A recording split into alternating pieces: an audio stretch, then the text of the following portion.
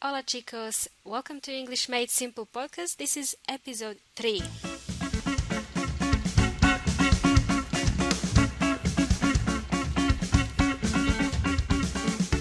Hey, how's everyone doing? Welcome to another episode of English Made Simple. This episode is a very special episode because I am recording it in a city of Viña del Mar. It's a beautiful city close to Santiago, and here I am with my friend Casa Silva. My friend Casa Silva is actually wine, red wine, vino tinto. It's from a very special region around Santiago somewhere, the region called Jumbo. It's a local supermarket where I bought this wine from. And here we are recording this together. We are here to help you learn English for free. So before I begin with my tips for learning English for free, I would like to say in the last episode I described my personality as being stubborn. So I just wanted to explain what stubborn is in Spanish. When I said I am stubborn, I meant soy terca. Terca como un burro, for example. So how do we spell this word? It's Stubborn. And I will put this in the notes so you can go and check it out or go and see it.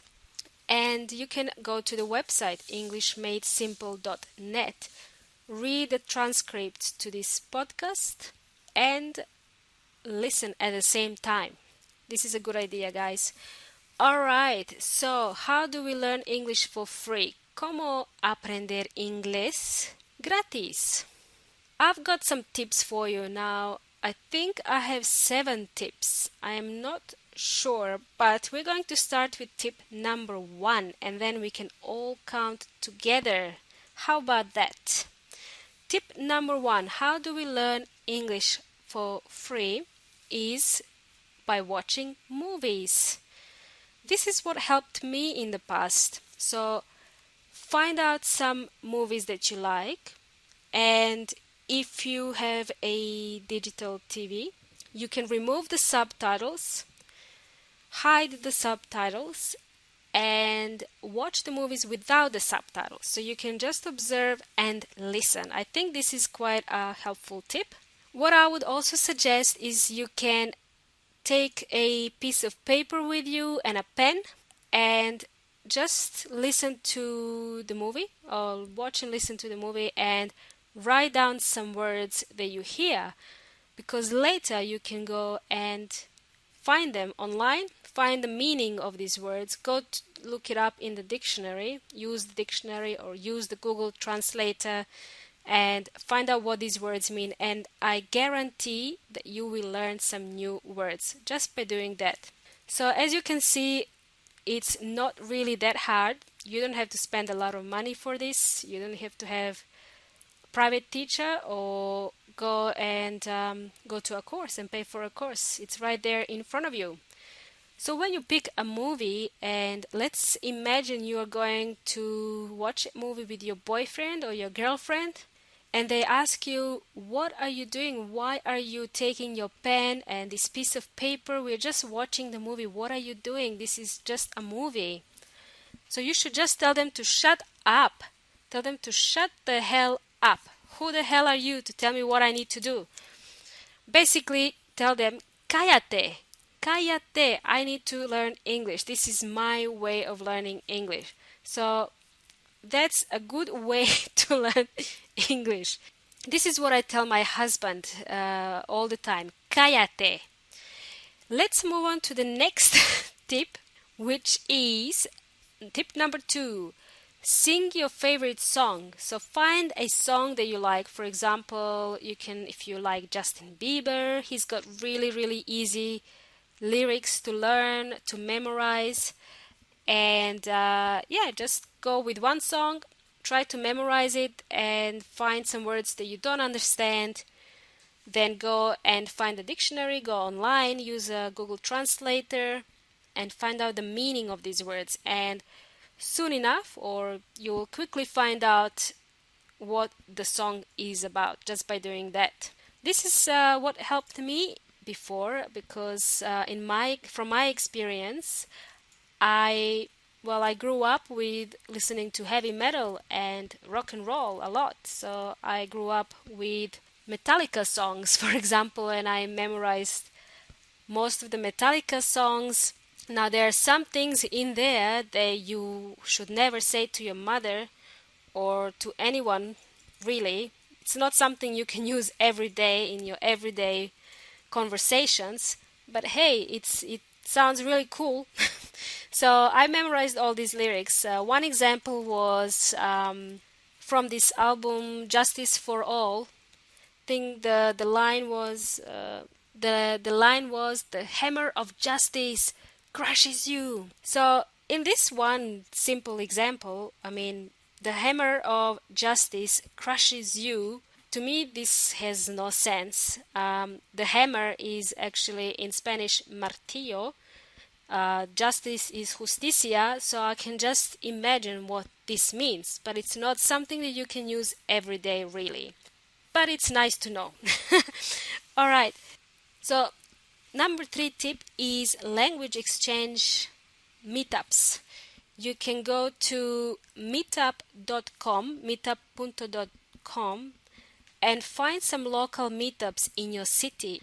It's a website that has a lot of different groups with common interests. So, for example, I use it to practice my Spanish. I go to meetup.com and I just simply search for Spanish meetups in Santiago, for example, because I want to practice my Spanish, and there are some people there who want to practice their English. So this is called language exchange meetup, and it is the same in Australia and New Zealand. If you want to learn English there, or if you want to meet some native speakers, you can go to meetup.com and find the group. You can find a group in any type of category, really, not just language exchange. You can find groups in running or cooking, anything you like. So this is one way to practice your speaking skills. I will put the website details in the notes so you can go and easily find this website. I highly recommend it. So this is my tip number 3. Number 3. Number 4, tip number 4, very simple. Online resources. You can use your online resources like websites, social networks like Facebook groups. You can go onto YouTube videos and just go and search for some English phrases, for example, or English grammar, English present tense. Just type this in the search field, and I am 100% sure that you will find something that will be really, really helpful to you guys. So this is a really, really good tip. Use online resources. Go online and find something to help you learn English.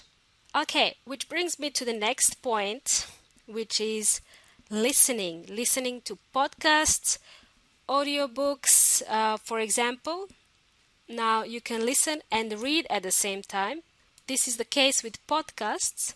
Now, for some podcasts like this one that you're listening now, you will be able to find transcripts, which is transcriptiones. You can find transcripts online.